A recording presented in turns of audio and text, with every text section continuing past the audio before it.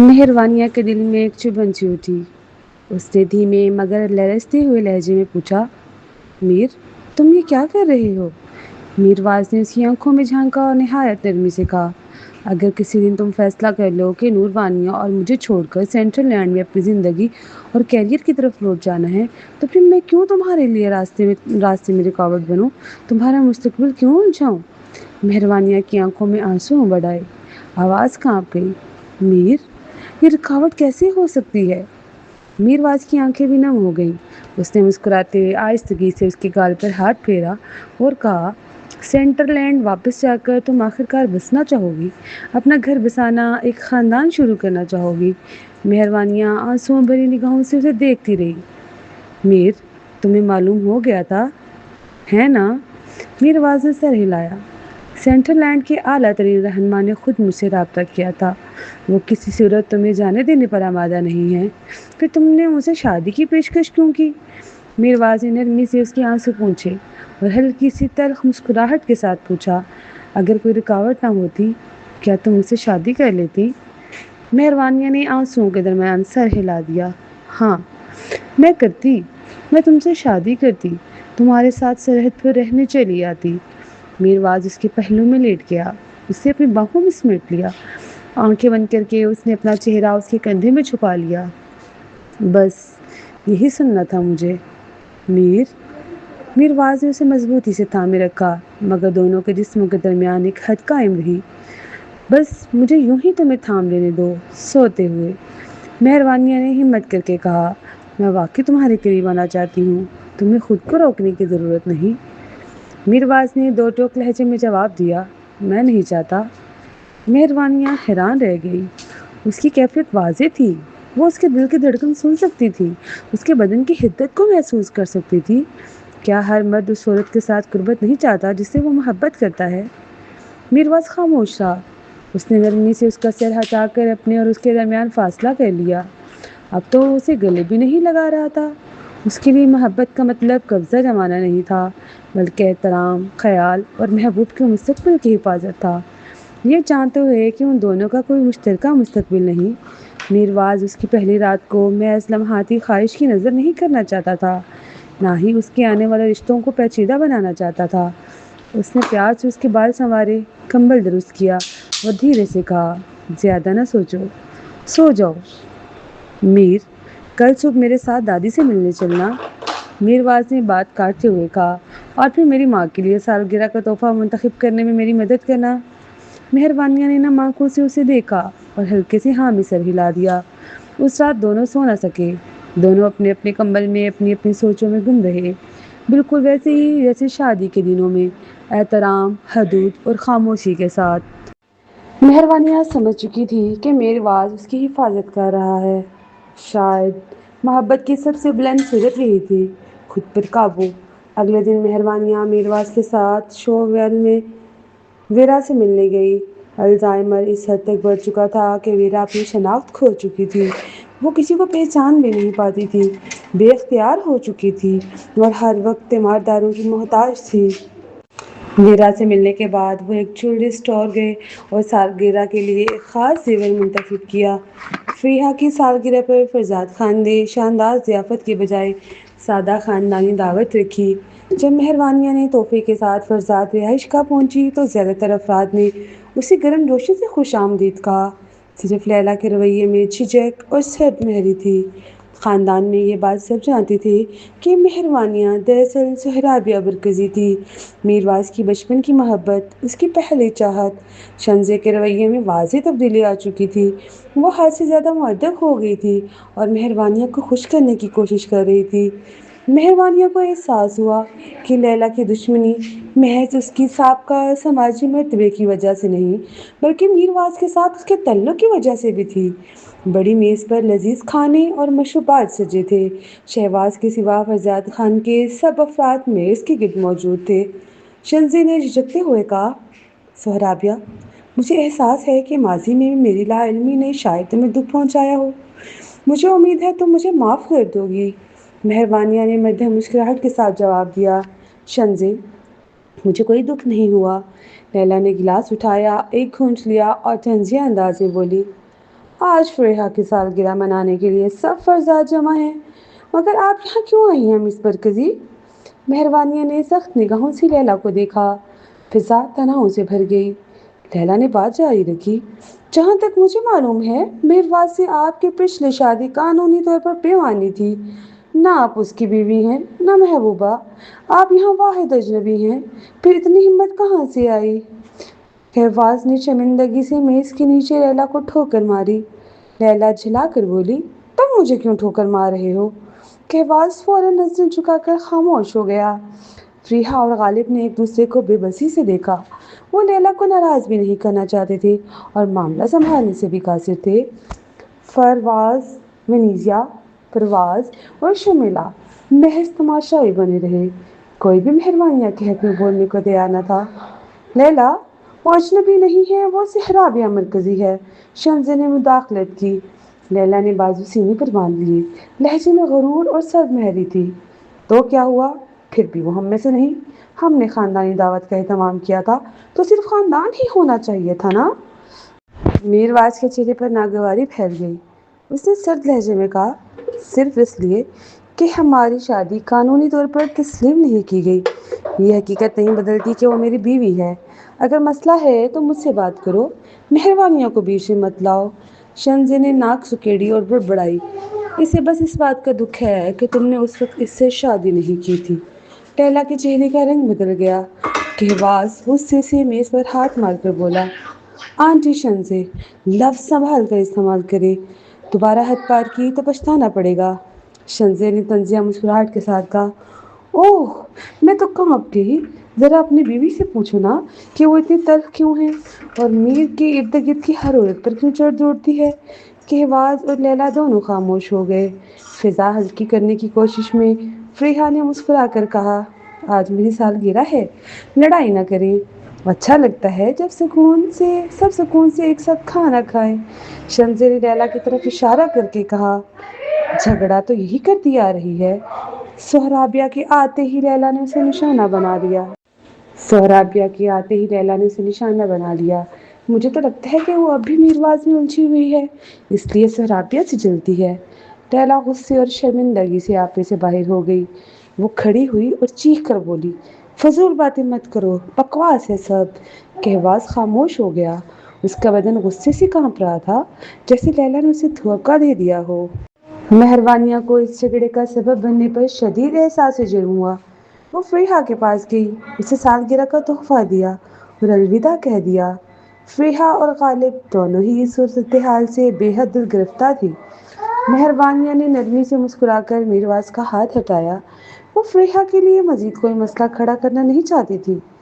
میر، اپنی ماں کے ساتھ رہو اور ان کی سالگرہ مناؤ، میں تمہارے خاندان کا حصہ نہیں ہوں، لیلا مجھے یہاں نہیں دیکھنا چاہتی، اس لیے میں چلی جاتی ہوں۔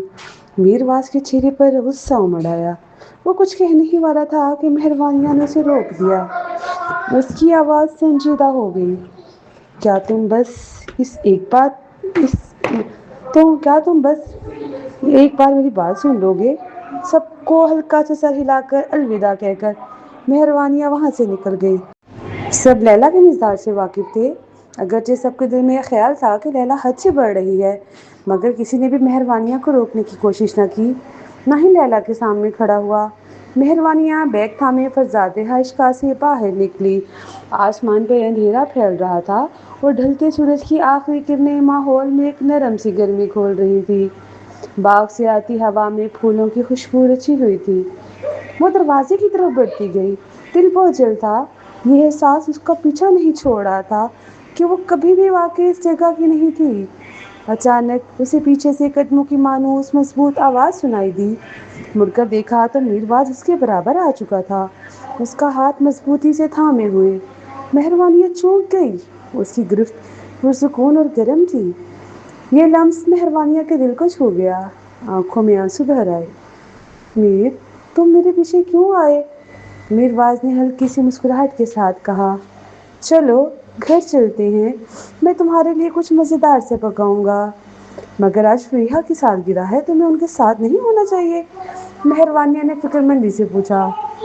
میرواز اس کا ہاتھ تھامے چلتا رہا، میں ہو آیا ہوں، تحفہ بھی دے دیا ہے، اور ویسے بھی سالگرہیں ہر سال آتی ہیں، ایک چھوڑ دینے سے کچھ نہیں ہوتا، مگر اس سے پریہا کو دکھ ہو سکتا ہے۔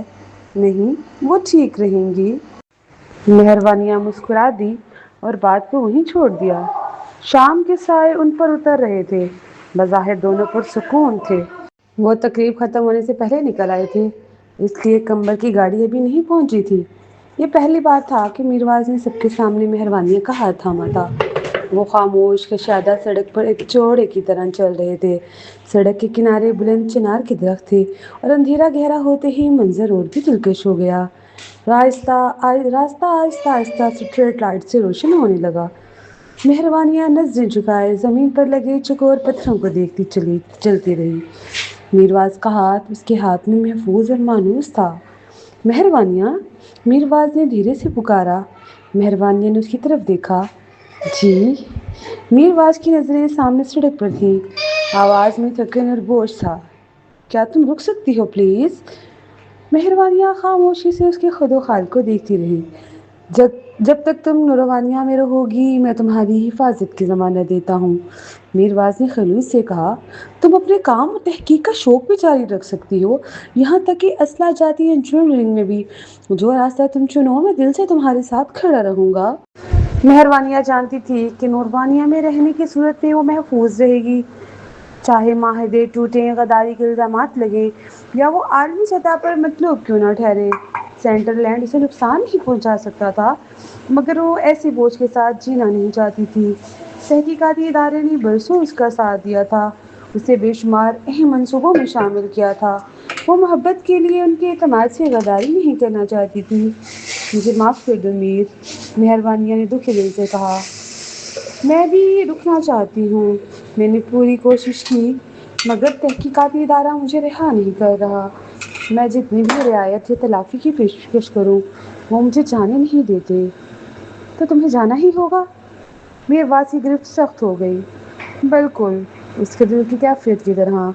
مہروانیہ نے اس کے ہاتھ کی سختی محسوس کی، اسے سر جھکا لیا اور جوتوں کو دیکھتی ہوئی چلتی رہی۔ وہ گاڑی استعمال کرنے کا ارادہ نہیں رکھتے تھے، ہاتھوں میں ہاتھ ڈالے چلتے رہنا ہی ان کی خواہش تھی۔ مہروانیہ نے ہلکے سی ہاں میں جواب دیا۔ کب؟ میرواز نے پوچھا۔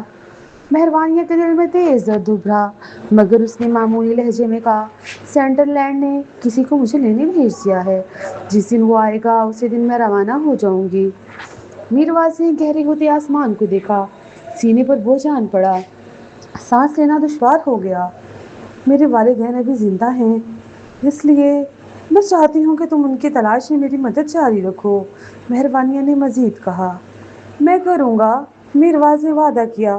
میں سینٹرل لینڈ کے حکام سے بھی کہوں گا کہ وہ تمہارے والدین کو ڈھونڈنے میں مدد کریں۔ میرواز کے قدم سست پڑ گئے۔ میرے دادا دادی کا بھی کبھی کبھار خیال رکھ لینا، مہروانیہ کی آواز لرز گئی۔ وہ بوڑھے ہو رہے ہیں اور اکیلے رہتے ہیں، میں بہت مصروف رہتی ہوں اور وہ میرے کام کے بارے میں نہیں جانتے۔ ان کے لیے سمجھنا مشکل ہوگا کہ میں رابطے میں کیوں نہیں رہ پاتی۔ میں نوروانیہ آ بھی نہیں سکوں گی اور مجھے اس بات کا بہت گناہ محسوس ہوتا ہے۔ میرواز اچانک رک گیا، وہ اس کی طرف دیکھنے کی ہمت نہ کر سکا۔ ڈر تھا کہ کہیں اس کے سامنے ہی ٹوٹ نہ جائے۔ اس نے خود پر قابو پا کر سنجیدگی اوڑھی اور کہا، جب تم 10 سال پہلے نوروانیہ چھوڑ کر گئی تھی تب تم نے کبھی واپس نہ آنے کا فیصلہ کر لیا تھا، اسی لیے تم نے یہاں سب سے اپنا تعلق توڑ لیا تھا اور تم صرف سہوان کی وجہ سے واپس آئیں۔ میرواز نے دور کی روشنیوں کی طرف دیکھا، آنکھیں نم تھیں۔ آپ اب پھر کتنے عرصے کے لیے جاؤ گی؟ 5 سال، 10 یا 50؟ مہروانیہ کا دل ٹوٹ گیا۔ اسے احساس ہوا کہ اگرچہ ان کا کوئی مشترکہ مستقبل نہیں، پھر بھی میرواز شاید اس کا انتظار کرتا رہے گا۔ ایک گہرا بے کنار غم اس پر چھا گیا۔ اس نے گہری سانس لی، آواز بھر آ گئی، میر، براہ کرم میرا انتظار مت کرنا، اور اگر تمہیں کوئی اچھی عورت ملے تو اس کے ساتھ شادی کر لینا۔ خوبصورت محبت بھری زندگی جیو، شادی کرو اور اپنا خاندان آگے بڑھا لو۔ میرواز نے آسمان کی طرف دیکھا، آنسو ٹپکنے کو تھی، گلا جلنے لگا جیسے الفاظ اندر ہی اندر جل رہے ہوں۔ بھری ہوئی آواز میں اس نے پوچھا، اور تم، کیا تم بھی کسی کو ڈھونڈ لو گی؟ اس کے ساتھ اس کا گھر بساؤ گی، شادی کرو گی اور بچے ہوں گے؟ مجھے نہیں معلوم، مہروانیہ نے آنسو پونچھتے ہوئے کہا۔ مستقبل دھندلا تھا، وہ کوئی یقینی جواب نہیں دے سکتی تھی۔ میرواز کے پاس الفاظ نہ بچے تھے۔ اس نے بس مہروانیہ کو مضبوطی سے گلے لگا لیا۔ مہروانیہ نے بھی اسے شدت سے اسے تھام لیا۔ اس کے آنسو میرواز کے سینے پر بکھرتے گئے۔ میرواز مہروانیہ کے غم کی گہرائی کا اندازہ نہ لگا سکا۔ کیا یہ زکریا اور کنیزہ سے بچھڑنے کا دکھ تھا، یا پھر نوروانیہ کی خدمت نہ کر پانے کا ملال، یا پھر اپنے والدین کو نہ بچا سکنے کی اذیت؟ ان میں سے ہر وجہ اتنی تھی کہ انسان ٹوٹ جائے۔ وہ بار بار رو پڑتی تھی، مگر پھر بھی وہ اس کی محبوبہ تھی۔ بس فرق یہ تھا کہ اس کی زندگی میں اس کا حصہ بہت مختصر ہونا تھا۔ میرواز نے نرمی سے اس کے سر پر ہاتھ پھیرا اور کان میں سرگوشی کی۔ ایک التجا، مہروانیہ، جب تمہارے جانے کا وقت آئے تو مجھے مت بتانا، بس خاموشی سے چلے جانا، ٹھیک ہے؟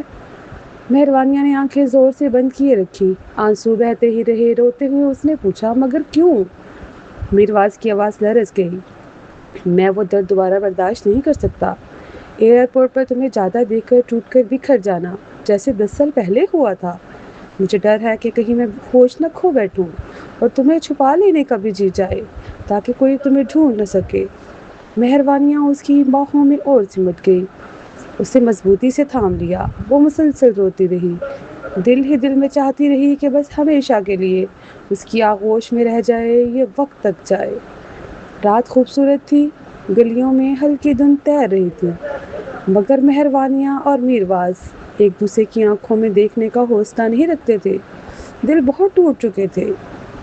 جب وہ سوڈی ولا واپس پہنچے تو میرواز اپنے اسٹڈی روم میں ساری رات تک جاگتا رہا، یہ کہہ کر کہ کچھ کام نمٹانا ہے۔ اگلی صبح وہ بہت سویرے نکل گیا، فوجی اڈے پر ہنگامی معاملات کا بہانہ بنا کر۔ اس نے مہروانیہ کو اپنے ساتھ نہیں لیا۔ ان کی جدائی سادہ اور خاموش تھی۔ دونوں جانتے تھے کہ یہ بچھڑنا شاید آخری ہو، اب دوبارہ راستے نہیں ملیں گے۔ غمزدہ اور لرزتی الوداع کے بجائے انہوں نے ایک معمولی سی رخصتی چن لی، جیسے اس کی کوئی اہمیت ہی نہ ہو۔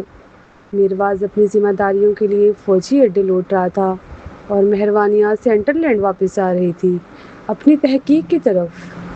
سوڈی ولا میں بھی اپنا آخری تھوڑا سا سامان سمیٹنے کے بعد مہروانیہ نے کمرے پر ایک آخری نظر ڈالی۔ اونچی کتابوں کی الماری اور گھر کی ہر گرم جوشی سجاوٹ اس کے دل کے نہایت قریب تھی۔ جب نقلی سیلی واپس آئی تھی تو میرواز نے بڑے جوش سے گھر کی مرمت شروع کر دی تھی۔ شاید وہ برسوں سے جس عورت سے محبت کرتا تھا، اس سے شادی کی تمنا دل میں بسائے ہوئے تھا۔ مہروانیہ سمجھ نہ پائی آخر کیا چیز تھی جس نے میرواز کو ایک دہائی سے زیادہ اس قدر گہری محبت پر مجبور رکھا۔ اس نے اس کی ہر بات سکون سے قبول کی اور پھر مضبوطی سے اسے جانے بھی دیا۔ میرواز کی عظمت محبت نے اس کی آنکھوں سے آنسو بہا دیے۔ اسے احساس ہوا کہ شاید وہ اتنی گہری محبت کے لائق ہی نہ تھی۔ مہروانیہ نے آنسو پونچھے اور بیگ اٹھائے سوڈی ولا بھی چھوڑ دیا۔ باہر فوبی اس کا انتظار کر رہی تھی۔ مہروانیہ کو دیکھتے ہی اس نے فوراً بیگ تھام لیے۔ مہروانیہ کی سوجی ہوئی آنکھیں دیکھ کر فوبی کا دل بھر آیا۔ مہروانیہ، تمہاری آنکھیں بہت سوجی ہوئی ہیں، کیا ساری رات روتی رہی ہو؟ مہروانیہ نے دکھی آنکھوں پر ہاتھ رکھا، گہری سانس لی اور خود کو سنبھال کر بولی، میں ٹھیک ہوں۔ تم چند دن میں جا رہی ہو، جنرل فرزاد اچانک فوجی اڈے کیوں واپس چلے گئے؟ کیا وہ تم سے الوداع نہیں کہنا چاہتے تھے؟ فوبی نے پوچھا۔ وہ چاہتے تھے کہ میں خاموشی سے چلی جاؤں، مہروانیہ نے کہا، پھر لرزتی آواز کے ساتھ مزید بولی، انہیں ڈر تھا کہ وہ خود کو روک نہ پائیں گے اور مجھے جانے سے روک لیں گے۔ فوبی کا دل ہمدردی سے بھر آیا۔ اس نے مہروانیہ کو تھام کر پیار سے پیٹھ تھپتھپائی۔ مہروانیہ، مت رو، جنرل فرزاد تم سے سچ میں محبت کرتے ہیں، وہ بس یہ چاہتے ہیں کہ تم بغیر کسی بوجھ کے خود کے لیے جیو۔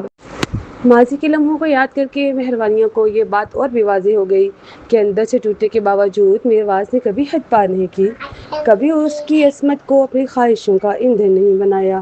یہ سوچ کر اس کے دل میں میٹھی مگر گہری اداسی چھوڑ گئی۔ میرواز اسے بہت محبت کرتا تھا اور اسے کسی بات کا پچھتاوا نہ تھا۔ فوبی نے اسے گاڑی میں بٹھایا اور آہستہ آہستہ وہ سوڈی ولا سے روانہ ہو گئی۔ مہروانیہ کو احساس تھا کہ شاید وہ میرواز کو کبھی دوبارہ نہیں دیکھ پائے گی۔ اس نے کھڑکی سے جھک کر آخری بار اس کے گھر کو دیکھنے کی کوشش کی۔ گاڑی میں اٹھتے ہی سوڈی ولا نظروں سے اوجھل ہو گیا۔ دل اس وقت ٹوٹ کر رہ گیا جب راستہ بدل گیا۔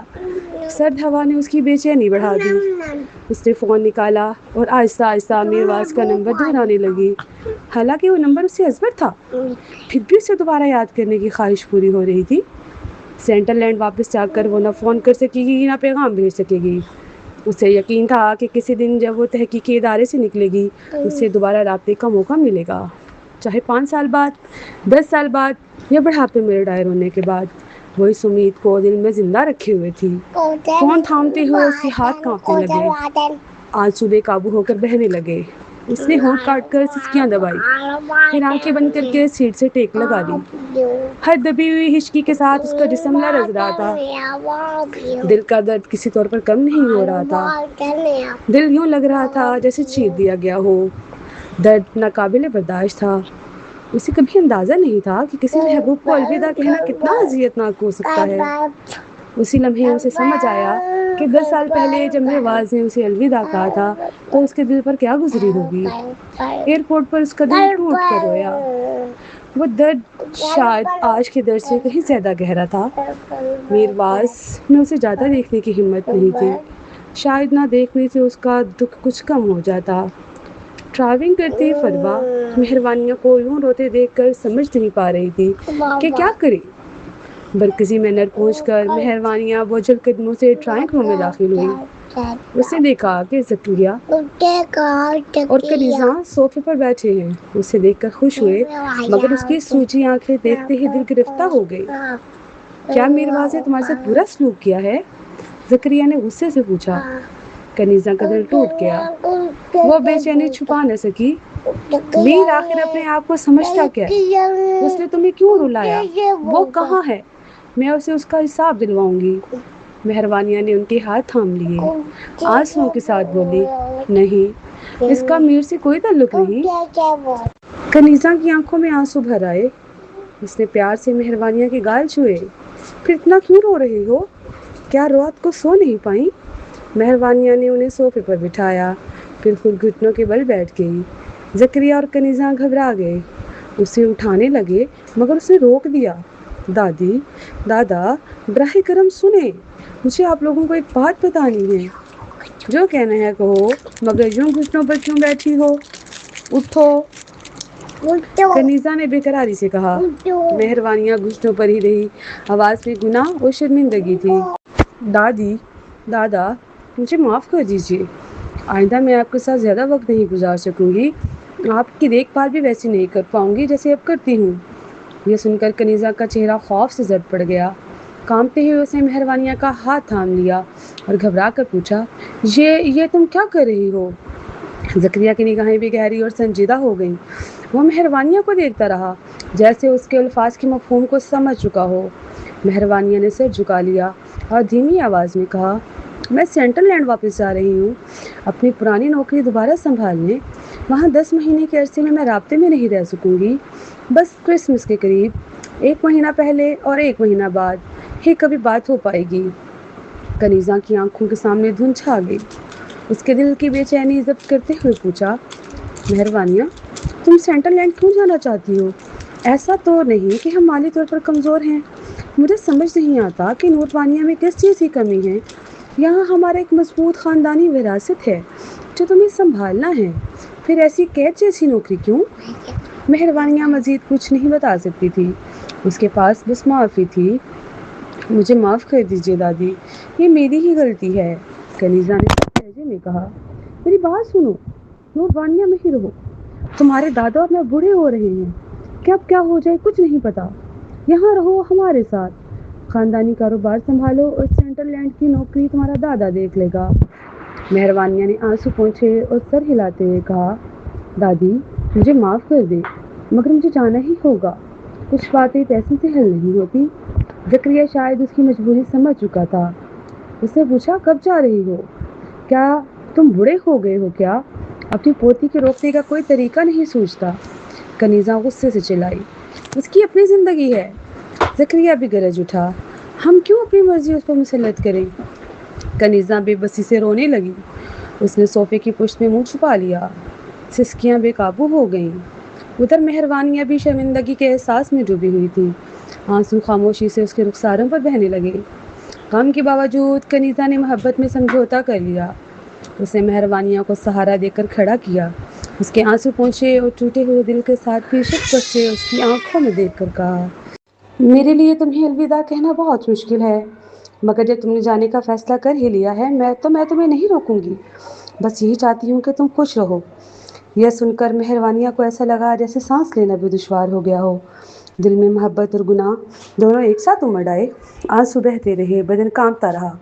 اس نے کنیزہ کو مضبوطی سے گلے لگا لیا اور روتے ہوئے کہا، شکریہ دادی۔ زکریا نے بے بسی سے آہ بھری آنکھوں کے کنارے سے آنسو پوچھتے ہوئے کھڑا ہوا اور نرمی سے مہروانیہ کی پیٹھ تھپتھپائی۔ اس کا دکھ اتنا گہرا تھا کہ ایک لفظ بھی زبان پر نہ لا سکا۔ مہروانیہ ایک ایسے گھر میں پلی بڑھی تھی جہاں محبت اور سہارا اس کی طاقت تھے، جہاں اسے اپنے خوابوں کے پیچھے جانے کی ہمت ملی۔ روانگی کا وقت قریب آتے ہی وہ ہر روز زکریا اور کنیزہ کے ساتھ زیادہ وقت گزارنے لگی۔ ساتھ ہی وہ باقاعدگی سے فرزاد رہائش گاہ پر بھی جاتی رہی تاکہ شہواز سے مل سکے۔ نوروانیہ میں اپنے تمام معاملات سمیٹنے کے بعد اس نے زریابہ اور شہواز سے بھی الوداع کیا۔ ذمہ داریاں پوری ہو چکی تھیں، مگر دل کے اندر ایک خلا رہ گیا تھا۔ وہ خلا میرواز کی وجہ سے تھا۔ ان دنوں میں میرواز نے ایک بار بھی اسے رابطہ نہیں کیا، جیسے وہ اسے بالکل بھول ہی گیا ہو۔ وقت پر لگے ایک ہفتے بعد ایک عام سی شام مہروانیہ کی ملاقات سائمن کوپر سے ہوئی۔ وہ سینٹرل لینڈ میں اس کا سینئر رہ چکا تھا اور اب بھی وہیں ساتھ کام کر رہے تھے۔ سائمن کی شخصیت پرکشش اور شائستہ تھی۔ سوٹ میں ملبوس سیاہ فریم کے چشمے اس کی نفاست کو اور ابھار رہے تھے۔ وہ سینٹرل لینڈ ریسرچ انسٹی ٹیوٹ کی طرف سے مہروانیہ کو لینے آیا تھا۔ اسے دیکھ کر مہروانیہ کے دل میں ہلکی سی اداسی جاگ اٹھی، مگر اس نے خود کو سنبھال لیا۔ سائمن، کافی عرصہ ہو گیا، اس نے سکون سے کہا۔ سائمن نے چشمہ درست کیا، آواز نرم مگر خوشی کی ہلکی سی لرزش کے ساتھ، میں سمجھا تھا تم 3 سال سے غائب ہو۔ تمہیں خیریت سے دیکھ کر سکون ملا۔ مہروانیہ نے تلخ سی مسکراہٹ دی، تم جانتی ہو میں کیوں آیا ہوں؟ سائمن نے کہا، ہاں، ہم کل دوپہر کی فلائٹ لے رہے ہیں۔ سائمن نے مزید کہا، کل دوپہر؟ مہروانیہ کا دل بے اختیار بھر آیا۔ اس لمحے اسے میرواز کو دیکھنے کی ایسی تڑپ ہوئی جیسے پہلے کبھی نہ ہوئی تھی۔ کل کے بعد وہ اسے دوبارہ دیکھ نہیں پائے گی۔ میرواز کا خیال آتے ہی دل میں ایسا درد اٹھا کہ سانس لینا دشوار ہو گیا۔ ٹھیک ہے، میں ابھی کمرے میں جا کر پیکنگ کر لیتی ہوں، اس نے خود کو پرسکون ظاہر کرتے ہوئے کہا۔ سائمن، آپ گیسٹ روم میں آرام کر لیں۔ سائمن کو ملازمہ کے ساتھ بھیج کر وہ اپنے کمرے میں واپس آ گئی۔ بالکنی میں کھڑی ہو کر اس نے فون ہاتھ میں لیا اور بیزتار آسمان کو دیکھنے لگی۔ گرم ہوا اسے گھٹن سی دینے لگی۔ بوفس مینر رات میں جگمگا رہا تھا۔ باغیچے کے راستے پر لگے لیمپوں کی زرد روشنی خوابناک فضا پیدا کر رہی تھی۔ مہروانیہ بار بار فون ان لاک کرتی، دل عجب کشمکش میں تھا۔ کیا وہ میرواز کو کال کرے یا نہیں؟ کل سے آئندہ کم از کم 5 برس تک ایسا کوئی راستہ نہیں رہے گا کہ وہ اس سے رابطہ کر سکے۔ اسے ڈر تھا کہ تب تک سب کچھ بدل چکا ہوگا۔ یہ سوچ کر دل مزید بوجھل ہو گیا۔ میرواز کی آواز، اس کا چہرہ، اس کا وجود، سب کچھ آنکھوں کے سامنے گھومنے لگا۔ اسے احساس ہوا کہ زندگی میں بچھڑنے کا درد موت کی جدائی سے بھی زیادہ گہرا ہوتا ہے۔ دل دکھا، آنکھیں نم ہو گئیں۔ آخر کار وہ خود کو روک نہ سکی۔ اس نے اس کے نمبر پر ڈائل کا بٹن دبا دیا۔ دوسری طرف سے فون ملنے کی آواز گونجی۔